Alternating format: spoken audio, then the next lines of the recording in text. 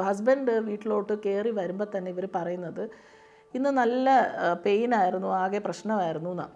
ഞാൻ പ്രതീക്ഷിക്കുന്ന പോലെ നീ ബിഹേവ് ചെയ്യണം, അല്ലെങ്കിൽ നീ പ്രതീക്ഷിക്കുന്ന പോലെ ഞാൻ ബിഹേവ് ചെയ്യണം എന്ന് ചിന്തിക്കുന്നിടത്താണ് ഈ കോൺഫ്ലിക്ട്സ് വരുന്നത്.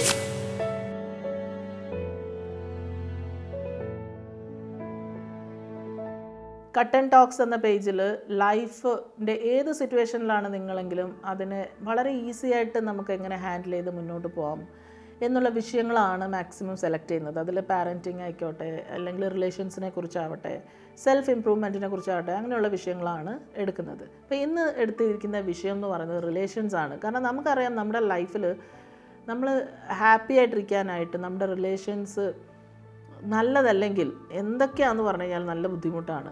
വീട്ടിൽ നിന്ന് വേണ്ടുന്ന സപ്പോർട്ട്, അല്ലെങ്കിൽ വീട്ടിൽ ചെല്ലുമ്പോഴുള്ള അറ്റ്മോസ്ഫിയർ, അങ്ങനെയൊക്കെ നമ്മുടെ ലൈഫിനെ വല്ലാതെ ബാധിക്കുന്ന ഒരു കാര്യം തന്നെയാണ്. അപ്പോൾ ഈ ഒരു കട്ട് ആൻഡ് ടോക്സിൽ ബുക്ക് ക്ലബ് എന്നൊരു പ്ലേലിസ്റ്റ് ഉണ്ട്.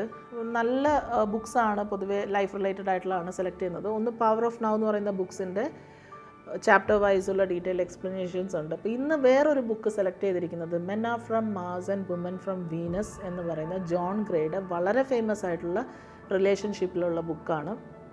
ആദ്യം തന്നെ നമുക്ക് ഓത്തറിനെ കുറിച്ച് നോക്കാം. ജോൺ ഗ്രേ എന്ന് പറയുന്നത് ഒരു PhD ഹോൾഡറാണ്. അദ്ദേഹം ഡോക്ടറേറ്റ് എടുത്തിരിക്കുന്നത് സൈക്കോളജി ആൻഡ് ഹ്യൂമൻ സെക്ഷുവാലിറ്റിയിലാണ്. അദ്ദേഹത്തിൻ്റെ ലൈഫിലുണ്ടായ ഒരു സംഭവം കഴിഞ്ഞ് ഒരു ബുക്കിലേക്കാണ് അത് വരുന്നത്. 7 years of research with various couples ഒക്കെ കഴിഞ്ഞിട്ടാണ് ഈ ഒരു പുസ്തകം men are from Mars, women from Venus. Men Mars എന്ന് പറയുന്ന ഒരു പ്ലാനറ്റിൽ നിന്നും വിമൻ വീനസ് എന്ന് പറയുന്ന ഒരു പ്ലാനറ്റിൽ നിന്നും ആണ് എന്നുള്ളൊരു കൺസെപ്റ്റിലാണ് ഈ ഒരു പുസ്തകം. എനിക്കിത് വർഷങ്ങൾക്ക് മുമ്പ് വായിച്ചപ്പോൾ തന്നെ എല്ലാം ഒന്നും എല്ലാവരുമായിട്ട് സെറ്റ് ചെയ്ത് പോകുമൊന്നുമില്ല. ചിലപ്പം ഇതിൽ പറയുന്ന ഒരു ട്രെയ്റ്റ് ആയിരിക്കില്ല വായിക്കുന്ന ആൾക്ക്, അല്ലെങ്കിൽ എന്നാലും ഒരു 50% ഒക്കെ നമുക്ക് ചിലതൊക്കെ മാച്ച് ചെയ്ത് പോവുകയും, അല്ലാന്നുണ്ടെങ്കിൽ തന്നെ നമുക്ക് കുറേ ഇൻപുട്സ് മറ്റേ പാർട്ട്ണറിനെ കുറിച്ച് മനസ്സിലാക്കാനായിട്ട് ഹെൽപ്പ് ചെയ്യും എന്ന് എനിക്ക് തോന്നിയിട്ടുണ്ട്. അതുകൊണ്ടാണ് ഇപ്പോൾ രണ്ടാമത് ഈ ബുക്ക് വായിച്ചിട്ട് ഒരു 2-3 ചാപ്റ്റേഴ്സ് വെച്ച് നമുക്ക് അതിൻ്റെ മെയിൻ പോയിൻറ്റ്സ് എടുത്തുകൊണ്ട് പോകാമെന്ന് വിചാരിക്കുന്നത്.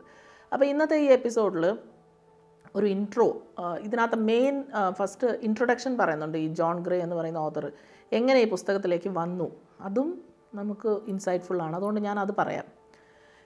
ഇവർക്ക് ജോൺ ഗ്രേക്കും വൈഫിനും കുഞ്ഞുണ്ടായി 5 ദിവസത്തിന് ശേഷം ഇദ്ദേഹം ജോലിക്ക് പോകുന്നു. 5 ദിവസത്തെ ലീവ് എടുത്ത് വൈഫിൻ്റെ ഒപ്പം ഇരുന്നതിന് ശേഷം ഇദ്ദേഹം ജോലിക്ക് പോകുന്നു.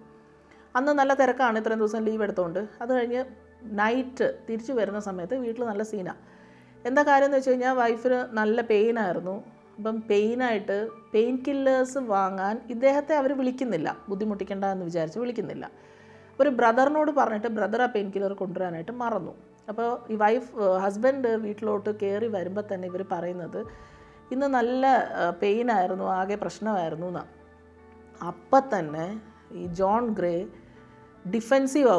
ഡിഫെൻസീവായിട്ട് പറയും, എന്തുകൊണ്ട് നീ എന്നെ വിളിച്ചില്ല? ഓൾറെഡി എനിക്ക് ഇന്ന് ഓഫീസിൽ നല്ല ഹാർഡായിട്ടുള്ളൊരു ദിവസമായിരുന്നു, അതിൻ്റെ കൂടെ നീ എന്നെ വിളിച്ച് പറയാത്തത് കൊണ്ടല്ലേ ഇത് കൊണ്ടുവരാത്തതെന്നുള്ള രീതിയിൽ സ്വന്തം ഭാഗം ന്യായീകരിക്കാനായിട്ട് അദ്ദേഹം ഇമ്മീഡിയറ്റ്ലി റെസ്പോണ്ട് ചെയ്യുക. അപ്പോൾ ഇവർ പറയുന്നത്, ഞാൻ അതിന് അങ്ങനെ അല്ലല്ലോ പറഞ്ഞേ, ഇന്ന് പെയിനായിരുന്നു എന്നായിരുന്നല്ലോ പറഞ്ഞത്. അങ്ങനെ അതൊരു ഭയങ്കര തർക്കത്തിലേക്ക് വരുന്നു. ഇത് 6th day ആണെന്ന് ആലോചിക്കണം ഡെലിവറി കഴിഞ്ഞിട്ട്. അത് കഴിഞ്ഞ് ഇദ്ദേഹം പുറത്തേക്ക് ഇറങ്ങുകയാണ്. വാതിൽ ഇറങ്ങുന്ന സമയത്ത് ഈ വൈഫ് പറയും, അല്ലെങ്കിലും നിങ്ങളൊരു ഫെയർ വെതർ ഫ്രണ്ടാണ്. ഫെയർ വെതർ ഫ്രണ്ട് എന്ന് വെച്ച് കഴിഞ്ഞാൽ നല്ല ചിരിച്ച് നിൽക്കുന്ന സമയത്ത് ഒപ്പം നിൽക്കുകയും എന്തെങ്കിലും പ്രശ്നങ്ങൾ വരുന്ന സമയത്ത് ഈ വാതിലടച്ച് പുറത്തേക്ക് ഇറങ്ങിപ്പോകുന്ന ആ ഒരു സ്വഭാവമാണ് എന്ന് പറയുകയും ചെയ്തു. ആ ഒരു പോകുന്ന സമയത്ത് ഇദ്ദേഹത്തിന് അത് ഭയങ്കരമായിട്ട് സ്ട്രൈക്ക് ചെയ്യും. അയാൾ ആലോചിച്ച് നോക്കുന്നത്, ശരിക്കും ഞാൻ അങ്ങനെ തന്നെയാണോ, ഞാനൊരു ഫെയർ വെതർ ഫ്രണ്ടാണോ എന്ന് വെച്ചാൽ എന്തെങ്കിലും നല്ല ഹാപ്പി മൊമെൻറ്റ്സിൽ മാത്രം ഒപ്പം നിൽക്കുകയും എന്തെങ്കിലും പ്രശ്നങ്ങളോ എന്തെങ്കിലും ടെൻഷൻസൊക്കെ ഉള്ള സമയത്ത് ഇതുപോലെ അവരെ വിട്ടങ്ങ് മാറിക്കളയുന്ന ഒരു ഫ്രണ്ടാണോ എന്നുള്ളത് അദ്ദേഹം സ്വയം ആലോചിക്കുകയും തിരിച്ചു വന്ന് അവിടെ വന്ന് ഇരുന്ന് കുറച്ച് കഴിഞ്ഞപ്പം അവിടെ സിറ്റുവേഷൻ കാമായി തീർന്നു. അപ്പം ആക്ച്വലി ഈ വൈഫിന് വേണ്ടിയിരുന്നത് ഇന്ന് രാവിലെ മുതൽ പെയിൻഫുൾ ആയിരുന്നു എന്നുള്ളത് ഇദ്ദേഹം മനസ്സിലാക്കുക എന്നുള്ളത് മാത്രമായിരുന്നു, അല്ലാതെ പെയിൻ കില്ലർ കൊണ്ടുവരാത്തതിന് കുറ്റപ്പെടുത്തുകയായിരുന്നില്ല. അപ്പോൾ ഈ ഒരു സംഭവം ഇദ്ദേഹത്തിന് ഭയങ്കരമായിട്ട് ഒരു ഇൻസൈറ്റ്ഫുൾ മൊമെൻ്റ് ആയിരുന്നു. നമ്മൾ സംസാരിക്കുന്ന പോലെയല്ല അപ്പുറത്തെ പാർട്ട്ണർ ചിലപ്പോൾ അത് എടുക്കുന്നുണ്ടാവുക, ഗ്രാസ്പ് ചെയ്യുന്നുണ്ടാവുക. അതുപോലെ അവർ പറയുന്നത് നമുക്ക് മനസ്സിലാവുന്നത് വേറെ രീതിയിലായിരിക്കും.